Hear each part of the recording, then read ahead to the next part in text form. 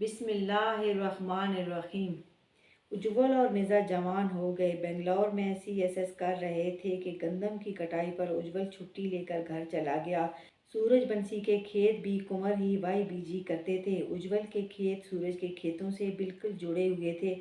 साथ में आदर्शिया के भतीजों के खेत थे। फिजाई व्यू से ऐसे लगता तीनों के खेत आपस में सर जोड़े हों। आदर्शिया के भतीजों के खेतों के साथ जाटों के खेत जुड़े हुए थे और हर बार कटाई पर झगड़ा होता। चौके मेजर जलियान ने आर्मी की छावनी वहां बनाई थी तो बात ज़्यादा ना बिगड़ती। जाट भी तादाद में बहुत थे और उनकी औरतें भी खेतों में काम करती और मर्दों के शाना बशाना रहती, जबकि कुंवरों की और छतरियों की औरतें नाजुक मिजाज थी। मित्रों, कटाई पर झगड़ा हो गया और जो बहुत अथरा था। हाथ जबान का बहुत खुला। जाटों और छतरियों में हाथापाई और डंडे सोटे से बात आगे बढ़ गई। उज्ज्वल का बड़ा भाई ताया और ताया के 3 बेटे उन्होंने फायरिंग करके मार दिए। पांचों मौके पर दम तोड़ गए। उज्ज्वल की फायरिंग से उनका एक पुत्र मरा था। ताया ने उज्ज्वल की बाहों में दम तोड़ा तो उज्ज्वल ने पिस्टल फेंक दिया और होंठ बेंच कर निकलने वाली चीखों को रोक लिया। उज्ज्वल के पिस्टल हाथ से गिरने पर जाट डर गए और लाश उठाकर भाग गए। पूना उमड़ पड़ा। पवन शास्त्री बेटे और 4 पोतों की मैयतों को तकता था। उज्ज्वल ने कुंवरों को मैयतें नहलाने के लिए कहा। मैयतें तैयार होने तक जलियान पहुंच गए। उनके साथ बहुत नफरती आर्मी देकर जाट असले से लैस हो गए। उनकी औरतें भी बर्छियां लेकर मर्दों के आगे तन कर खड़ी हो गई। डाकों से बच्चे भी लटके थे और वो लोग लाश को जल्द दफना चुके थे। उज्ज्वल की आंख ना बही, लबों ने गिरिया ना किया और मैयतें दफना दी गई। उज्ज्वल ने पैड पर चंद सतरें लिखी और आदमी बेंगलौर रवाना कर दिया और मित्रों कुर्सी रख के अपने गेट के आगे बैठ गया। जाट असले से लैस थे और पूरी तरह तैयार थे और हैरान थे कि उज्ज्वल ने क्यों चुप साध ली। मित्रों, रात धीरे धीरे गुजरती थी कि फजर की लाली के साथ घोड़ों पर तकबीरें कहते सूरज बंसियों का लश्कर आ गया। किशन बंसी जैसे नायाब हीरे के गिर्द दीवारें बनाए पांचों भाइयों का गिरोह लश्कर की क्यादत करता था। किशन बंसी के इशारे पर जाटों की जमीनों मकानों पर घोड़े दौड़ा दिए गए। मुंह जोर घोड़े की सुमों में आकर सारे जाट कुचले गए।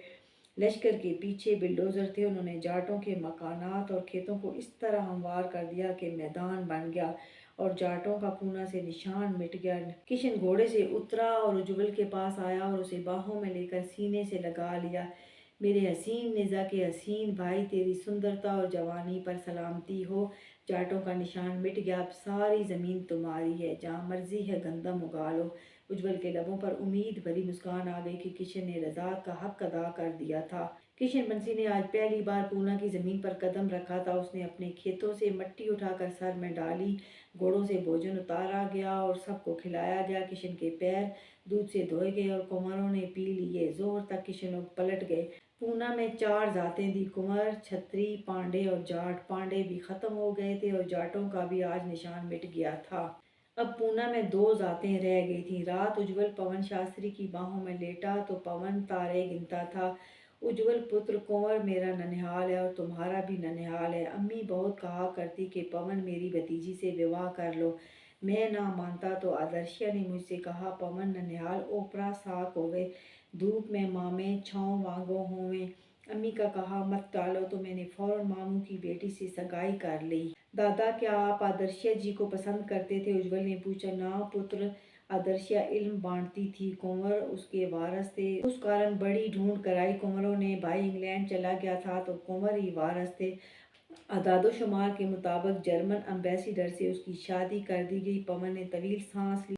सूरजबंसी कहाँ हाथ आता। आज भी यादें हूक देती हैं कि आदर्शिया की आंखों में रूस से आया पत्र सबत हो गया था कि सूरजबंसी बड़ी खरी नस्ल में उन्होंने अवतार पैदा किए हैं। मेरे पुत्र और पोतों का लहू मोल पा गया। जब मेरे नाना मरने लगे तो कहा पवन पुत्र, पूना 4 जातों से आबाद है, 4 जातों को मिटने मत देना। पांडे मर गए, आज जाट भी खत्म हो गया और मैं कुछ ना कर सका। उज्ज्वल दादा के सीने से लिपट गया। दादा, मैं नाना बापू का वचन पूरा करूंगा। ये उज्ज्वल शास्त्री का वादा है। पूना 4 जातों से आबाद होगा और मैं इसे आबाद करूंगा। तो फिर वचन दो पवन शास्त्री को, तुम्हारा भाई मर गया, बाजू कट गए, भतीजे छोटे हैं, तुम्हारा अब्बा अब तुम्हें दोबारा भाई नहीं दे सकता। ये सब तुम कैसे करोगे? दादा वचन दिया आपको और कैसे करूँगा, ये मेरा काम है। युगल बापू कह गए हैं परसों वो कुल करने आएंगे, तो कुल के बाद मैं यूनिवर्सिटी जाऊँगा। निज़ा अकेला जल्द बीमार हो जाता है मेरे बगैर। मित्रों, जाटों का एक पुत्र कहीं बाहर ब्याया हुआ था। जिस दिन झगड़ा हुआ वो बीवी को लेने ससुराल गया था।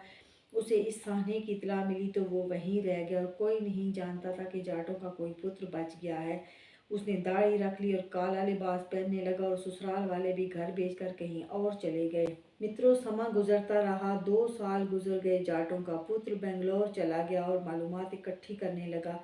उज्जवल और निज़ा इकट्ठे छुट्टी लेकर जाते थे। 1 साल और गुजर गया तो मित्रों, निज़ा को अपने बेटे बोन के कॉलेज जाना पड़ा। उसने उज्जवल को बताया कि रात बोन के साथ हॉस्टल में ही रहेगा, सुबह आ जाएगा। उज्जवल ने कहा ठीक है। निज़ा चला गया तो मित्रों, रात की तारीकी में जाटों के पुत्र ने हॉस्टल में पेट्रोल का ड्रम उंडेल कर आग लगा दी। बिजली शॉर्ट सर्किट से आग ने बुरी तरह हॉस्टल को लपेट में ले लिया था। तुलबा आग में जलकर कोयला हो गए। उज्जवल बमुश्किल गेट तक पहुंचा, मगर गेट में करंट दौड़ रहा था। उसे शदीद बिजली के झटकों ने आ लिया। बस मित्रों, निज़ा में सांझ थी।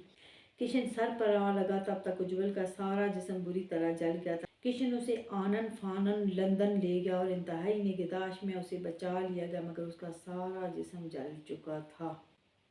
दोस्तों, हमारे साथ रहने का बहुत शुक्रिया। आपसे रिक्वेस्ट है कि सरहद जोध कौन था, इस दास्तान में आप लोग हमारे साथ रहिएगा।